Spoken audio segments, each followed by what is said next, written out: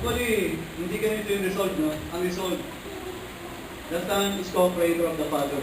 Kasi pag ginawa natin or, parang pinapipili natin yung sino. So yung grupo namin ay niniwala na yung Son ay creator. Walang duda yung Father, creator. But the Son is also the creator. So kung may Bible kayo, buksan nyo na yung John. Sa English ay John. Siya ay si Yochanan. Pero ginawa na lang John sa Tagalog ay Juan. John 1:1. Common na sa inyo, familiar. Pero I will try my best na magbigay ng ibang anggulo ng exposition ng John 1:1. Sir, pwede bang magsulat ang whiteboard para madaling presentation? Maganda yung sinabi kanyo na to. Sabi ko nga, ang isang religious debate dapat, hindi pagalingan, kundi patotohanan lang, di ba? So maganda yung introduction kanina. So John 1:1, in the beginning was the Word. Ayun ba po yung sabi ng Bible niyo? Ano pong versions na hawak niyo? King James, ano pa po? New King James. Di maganda. By the way, walang Tagalog na King James ang PBS. For information, hindi po yung King James version ng Tagalog. Nagkamali po sila naman. Yan, ang po sabi dyan. In the beginning was the Word. Sa Tagalog, sa simula ay ang salita. Napapansin niyo po ba yung lumang King James version o King James version na hawak niyo? Kumbaga sa font ng Bible, ng mga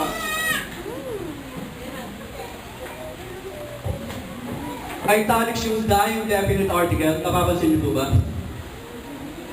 Bakit italics? Hindi po ito kasama sa Greek text. Walang definite article. Sa Greek, ganito lang po, N-R-A. Walang definite article. In beginning was, ito po yung isang imperfect tense sa Greek, was. In beginning was the Word. But walang definite article. Imperfect tense po. Hindi nyo mababalikan kung kailan yung simula. Hindi nyo mababalikan. Balikan nyo na lahat ng simula. Hindi nyo mababalikan. Ano ibig sabihin? Christ the Messiah, the Word. Hindi lang siya pre-existent. Kasi sinabi ni Arian, kundi siya ay merong eternality. Ibig sabihin, nag-exist siya before the creation. Nag-exist siya before all things was created. Why? Kasi siya ay creator.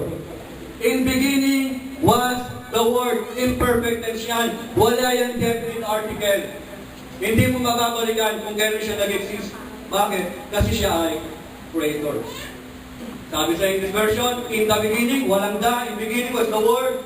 And the Word was with God. Ano itong with? Ang with po ay isang preposition sa Greek text. Pag sinabi pong preposition,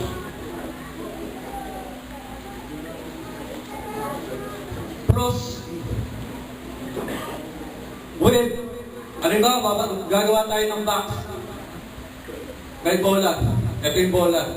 Pag sinabi mong pros, ginawa lang with sa English version, meron siyang direction, towardness. Meron siyang pinupuntahan. Ito yung bola, papunta ron sa kahon. With, in beginning was the Word, and the Word was with supreme being. Ano ibig sabihin ng with? Ang with, pros sa Greek, ang ibig sabihin niya ay face to face or in company. Ibig sabihin, balikan mo na lahat ng simula na hindi mo matipraise kung kailan. Dahil eternal yung salita, siya ay sumasapiling na nung supreme being, nung deity. Sa Tagalog, ginawang ganito, Diyos. Mali po yan. Galing sa Kastilang, DIOS. Mali ang mga dictionary. Hindi galing sa Kastilang, DIOS. Ito yung Greek text na ang ibig sabihin sa book of sa ito. Kaya marami yan, purihin ng Diyos, pinupuri si Jesus. Greek word po yan, no? Delta, iota, omega, sigma. Kaya ang ginagamit nila, supreme being o dakilahat. So yung dakilahat, in beginning was the Word, sa simula yung salita na hindi makaya mag-trace back kung kailan.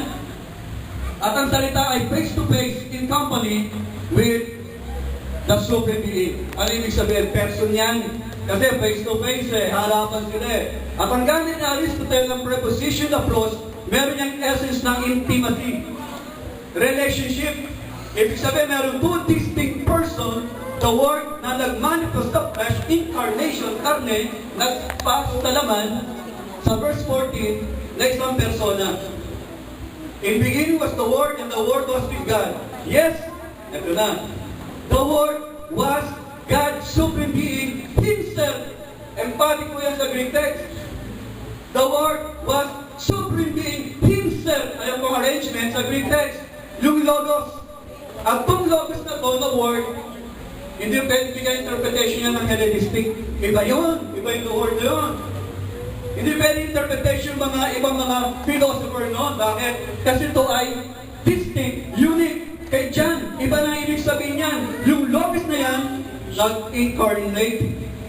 Na yung Logos na yan, noon pa, imperfect tense na was aim sa Greek. Hindi mo mabalikan kung kailan. In beginning, walang definite article. In beginning was the Word, and the Word was with the Supreme Being, face to face with the Supreme Being, and the Word was Supreme Being Himself. At pagdating dito sa following verses, ito na. It was through Him that everything came into existence. And apart from Him, not a single thing came into existence. Ito ang problema to. Kasi sa ibang mga English version, ang ginawa nila, ganito. Hindi naman creator word Kita nyo, true lang. Hindi siya creator. Sa pamamagitan lang. Anong susi rito? Ignorance of the Greek knowledge or Greek language. At kung true na to, sa Greek idea, E-I-A. Tinatranslate lang by. Pwedeng true, pwedeng by. Kaya lahat ng scholars na nag-translate ng true, lalo na sa evangelical circle, yung ginagamit nila, King James Version, ano sabi dyan? Ano sabi sa King James Version? By Pag sinabi mo by, siya ang immediate agent. At makikita yung dalawang sense dito. Isang positive, isang negative. Ano yung positive sense? Siya yung lumikha by himself, negative. Apart from him, nothing will be created. Kung wala siya, walang likha. Ilan ba siya? The Son is creator. Ginamit ang preposition dia, maging sa Father, sa Romans. Ginamit yan. All things. All, Tanto sa Greek na ibig sabihin, wala exemption. All things.